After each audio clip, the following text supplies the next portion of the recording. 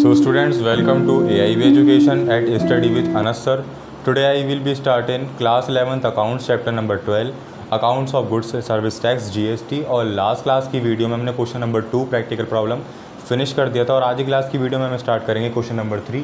तो question number 3 की first transaction को पढ़ते हैं। देखिए फर्स्ट ट्रांजेक्शन के अंदर हमें क्या गिवन है, इसमें बता रखा है goods of 5000 out of goods purchase with in the state where taken by him और पर्सनल यूज़। आपको स्क्रीन पे शो हो रहा होगा क्वेश्चन। तो उसमें बता रखा है कि जो गुड्स हैं 5000 रुपये के, वो क्या किया जा रहे हैं, विड्रॉ किए जा रहे हैं किसके लिए, पर्सनल यूज़ के लिए और विद इन द स्टेट, यानी कि सेम स्टेट के अंदर। तो इसकी ट्रांजेक्शन देखिए कैसे करेंगे। सबसे पहले जब हम अपने लिए गुड्स परचेज मतलब गुड्स यूज़ कर रहे हैं तो क्या करेंगे, हम यहाँ पे करेंगे ड्राइंग्स अकाउंट डेबिट। ये आ गया ड्राइंग्स अकाउंट डेबिट।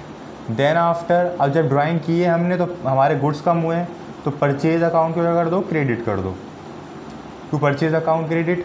फिर हम क्या कर रहे हैं, सेम स्टेट के अंदर वर्क कर रहे हैं तो यानी कि इसके अंदर लगेगी CGST एंड देन SGST। तो यहाँ to CGST account credit, to SGST account credit, सब चीज़ें कर दी। अब देखिए ड्राइंग जो की गई है वो कितने रुपए की गई है, 5000 रुपये की, यानी 5000 रुपये से हमारे गुड्स कम हो रहे हैं। 5000 रुपये से गुड्स कम हुए। अब देखिए 5000 रुपये, अब हमें लास्ट में क्वेश्चन में शो हो रखा है कि जो CGST जितनी भी GST हैं वो हमें मेंटेन करनी है 12% पे। तो यानी कि 6% की क्या हुई हमारी CGST हो गई और 6% की हमारी SGST हुई, राइट। तो हम क्या करेंगे, 5000 रुपये का 6% जब निकालेंगे तो हमारे पास अमाउंट आ जाएगा 300 रुपये का। 300 रुपये हमने यहाँ मेंटेन करे, 300 रुपये यहाँ करे, तो 5600 रुपये का हमारा क्या हो गया, टोटल ड्राइंग हुई। इसके बाद इसका नरेशन पुट कर दीजिए, बीइंग ड्राइंग ऑन गुड्स, यहाँ पे डाल दीजिए वर्किंग नोट 1, ठीक है। तो ये हमारा एक तरह से वर्किंग नोट ही प्रिपेयर हो गया कि यहाँ पे हमने ड्राइंग्स वगैरह निकाली है, GST निकाली है। देन नेक्स्ट ट्रांजेक्शन को पढ़ते हैं। देखिए नेक्स्ट ट्रांजेक्शन के अंदर क्या गिवन है, 2000 due from Sohan where bad debts, यानी कि 2000 रुपये के जो गुड्स हैं वो ड्यू हो रखे हैं सोहन की तरफ से, जो कि बैड डेट्स अब बन चुके हैं। तो ये सिंपल ट्रांजेक्शन, इसके अंदर कोई GST वगैरह कोई इन्वॉल्व है नहीं। तो यहाँ पे सिंपल इसका नंबर डाल दीजिए और यहाँ पे क्या करेंगे हम, bad debts account debit, bad debts account debit to किससे हो रहे हैं, सोहन से, तो टू सोहन अकाउंट क्रेडिट। कितने रुपए का अमाउंट है, 2000 रुपये का, तो 2000 रुपये के बैड डेट्स, तो 2000 रुपये से ही सोहन को कर दिया हमने क्रेडिट। यहाँ पे इसका नरेशन लिख दीजिए। यहाँ पे क्या लिखेंगे, देखिए क्वेश्चन में due from Sohan, Sohan were bad debts,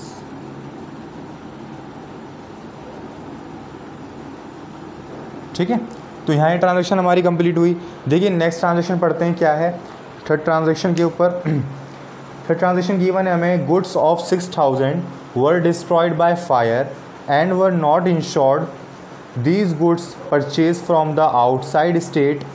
तो इसका मतलब बता रखा है कि 6000 रुपये गुड्स हैं हमारे जो कि डिस्ट्रॉयड हो गए फायर की वजह से, जो कि इंश्योर्ड भी नहीं थे, और वो गुड्स जो परचेज़ किए थे हमने स्टेट के बाहर से परचेज़ किए थे।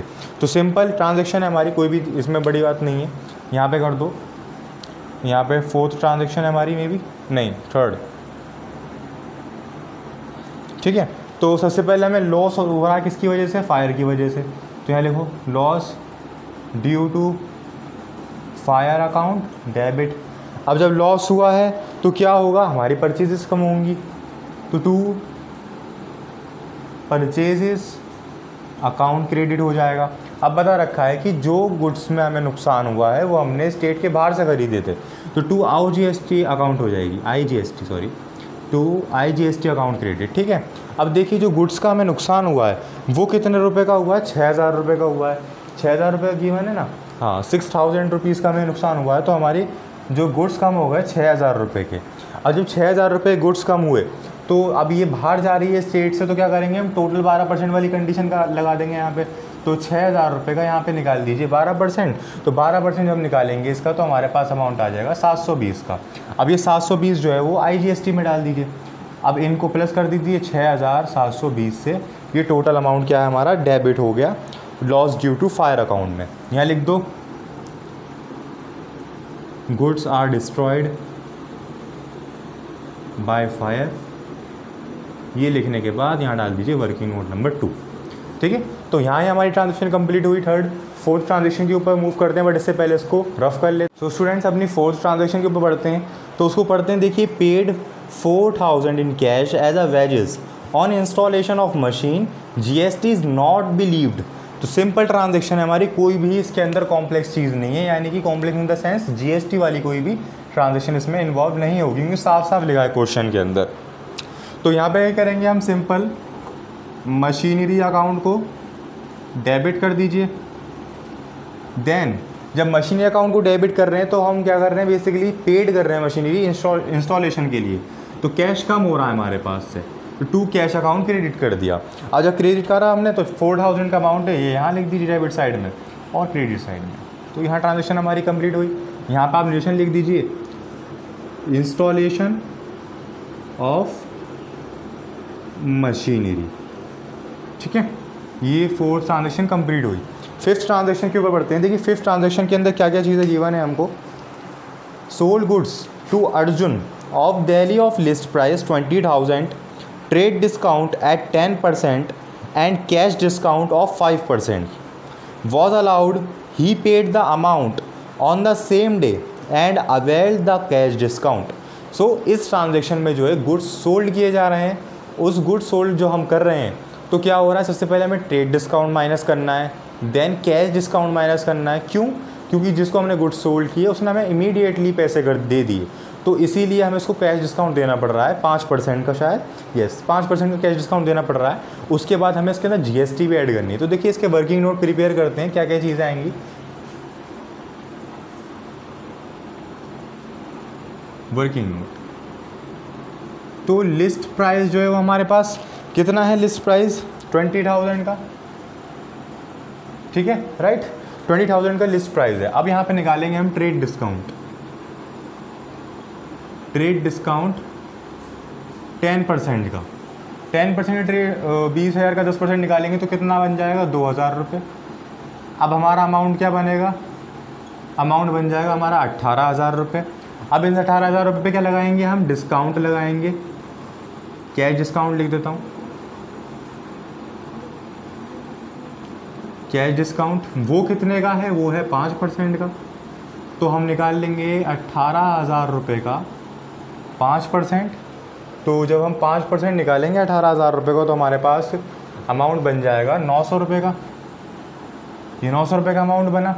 अब देखिए, कैश डिस्काउंट भी माइनस करना है। अब फिर हमारा अमाउंट बनेगा दोबारा से 18,000 माइनस 1900, तो हमारे पास बन जाएगा 17,100 रुपये। अब निकालेंगे GST।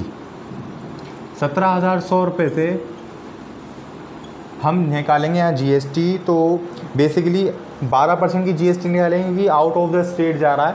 तो 12% निकाल दीजिए, इसका कितना आ जाएगा हमारे पास, 17,100 रुपये का जब 12% निकालेंगे तो हमारे पास अमाउंट आ जाएगा 2050। हाँ, ये वाला अमाउंट बना।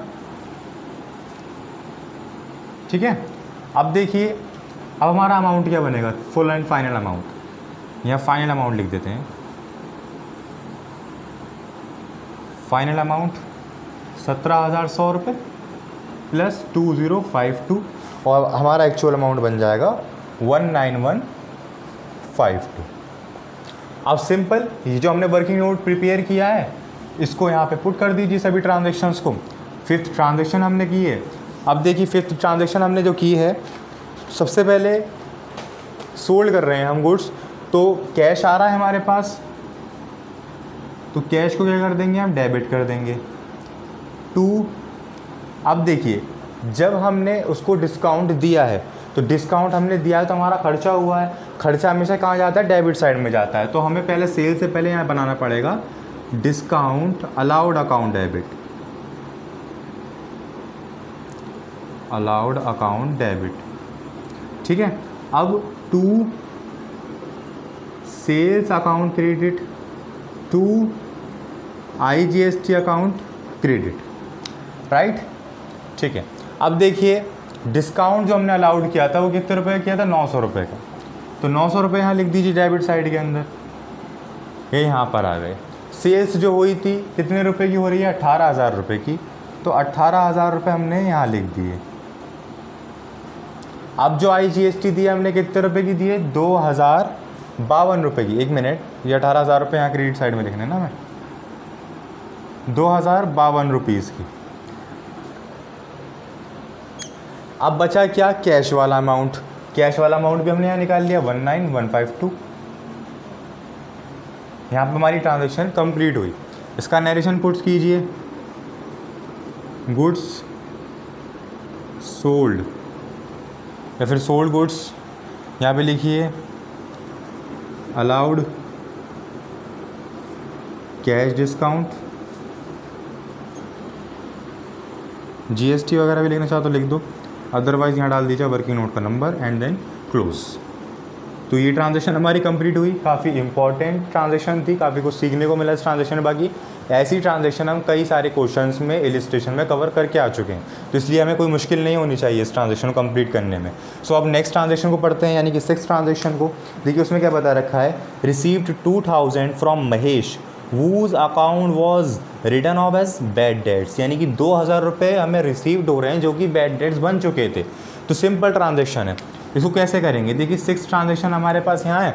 अब हमें बेसिकली जब बैड डेट्स हमारे कोई होता है खर्चा, जो कि हमें ये पता है कि वो पैसे रिसीव नहीं होंगे, अब वो हो रहे हैं अचानक से, तो कैश आ रहा है हमारे बिजनेस में, तो क्या कर दिया हमने, कैश अकाउंट को डेबिट कर दिया। अब जो बैड डेट्स थे वो जा रहे हैं, तो क्या करेंगे हम, to bad debts recovered account credit. ठीक है, अमाउंट कितना है इनका, 2,000 रुपये का है। 2,000 रुपये कैश में डाले और 2,000 रुपये हमने इस वाले में डाल दिए। ठीक है, तो यहाँ डाल दीजिए, यहाँ लिख दीजिए बैड डेट्स रिकवर्ड, इतना लिख दीजिए। तो 6 ट्रांजैक्शन हमारी कंप्लीट हुई। अब 7, 8, 9 3 ट्रांजैक्शन रह गई हैं, उनको भी जल्दी से करते हैं। उससे पहले इसको रफ कर लेते हैं। सो स्टूडेंट्स, अब हम मूव करते हैं 7th ट्रांजैक्शन पे। तो 7th ट्रांजैक्शन को रीड करते हैं, क्या क्या चीज़ें हैं उसमें।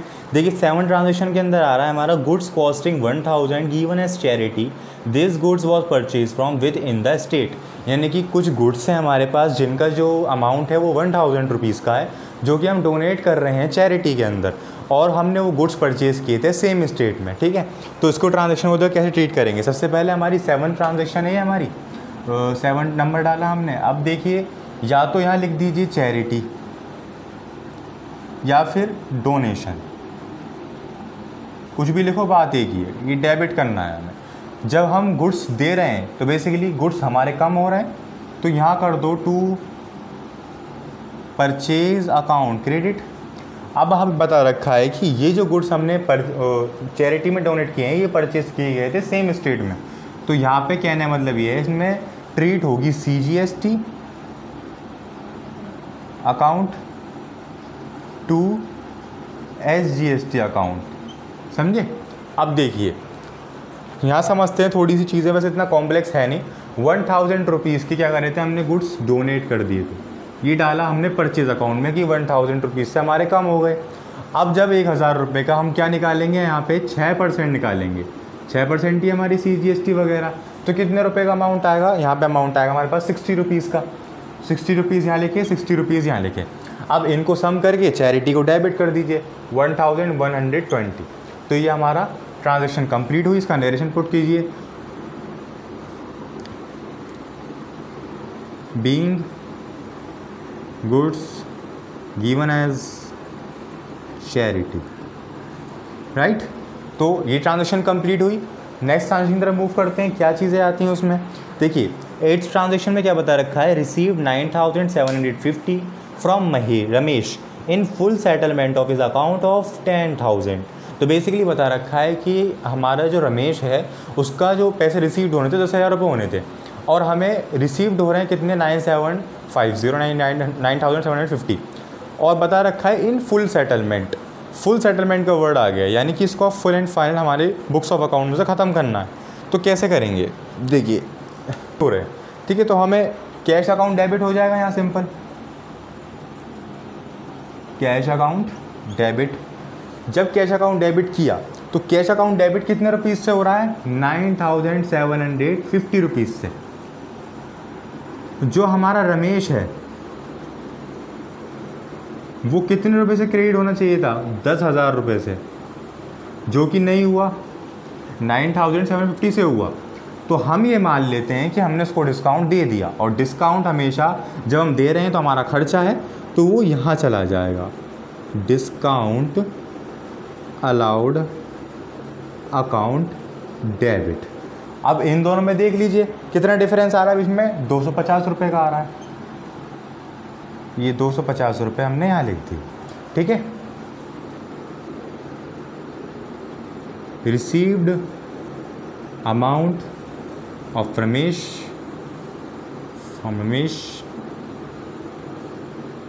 इन फुल सेटलमेंट, ठीक है। ये ट्रांजेक्शन हमारी कंप्लीट हुई। नेक्स्ट ट्रांजेक्शन की तरफ मूव करते हैं। क्या बता रखा है उसमें, देखिए, paid rent in advance 4,000। Rent देखो, अभी तक जो सिंपल ट्रांजेक्शन होती हैं बेसिकली वो कैसी होती हैं, rent account debit to cash account credit, bank account credit, जिससे भी दिया हो। बट इसे बता रखा है कि हम रेंट तो दे रहे हैं बट वो एडवांस में दे रहे हैं, अभी हमारा टाइम नहीं हुआ है उसको देने का, बट फिर भी हम पे कर रहे हैं। तो हमारा भी ये एसेट है, जब तक उसका टाइम पूरा नहीं होगा मैं उसको यूज़ करूँगा। तो इसीलिए क्या करेंगे, इसकी थोड़ी ट्रांजेक्शन हटकर होगी। वो कैसे होगी, देखिए 8 ट्रांजेक्शन हमारी होगी, 9 ट्रांजेक्शन हमारी है प्रीपेड रेंट अकाउंट डेबिट, ठीक है। यानी कि अभी उसे यूज़ करना बाकी है, पहले से मैंने दे दिया, प्रीपेड कर लिया पहले, तो भले ही पहले से दे दिया तो हमारा कैश तो कम हुआ है ना भाई। तो क्या कर देंगे हम, टू कैश अकाउंट क्रेडिट, कितने रुपए की, 4,000 रुपये की। 4,000 रुपये का रेंट दे दिया हमने पहले से, और 4,000 रुपये हमारे कम हो गए। इसका नरेशन डाल दीजिए, रेंट पेड इन एडवांस। सो यहाँ हमारा क्वेश्चन नंबर 3 कंप्लीट होता है। आई होप आपके क्वेश्चन नंबर 3 अच्छी तरीके से समझ में आया होगा। फिर भी अगर आपको किसी भी ट्रांजैक्शन के अंदर कोई भी डाउट हो, कोई ट्रांजैक्शन ना समझ में आई हो, किसी कैलकुलेशन में मिस्टेक हो, या फिर मेरी राइटिंग सेक्शन में कोई गलती हो, तो आप वो मुझे बताएं, कमेंट सेक्शन में बताएं। मैं आपको उसका कमेंट सेक्शन में या फिर सॉल्यूशन दूंगा या फिर एक अलग स्पेसिफिक वीडियो बना दूंगा। Thank you.